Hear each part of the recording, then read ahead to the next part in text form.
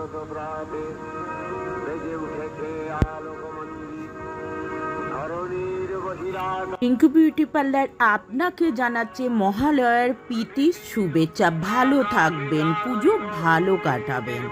জগন্মাতার আগমন বার্তা আনন্দময়ী মহামায়ার পদধ্বনি অসীম ছন্দে বেজে উঠে রূপলোক ও রসলোকে আনে নবভাব মাধুরীর সঞ্জীবন।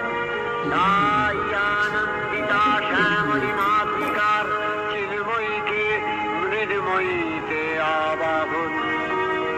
আজ চিৎশক্তি রূপিণী বিশ্বজননীর শারদশ্রী মায়া সনাতনী শক্তি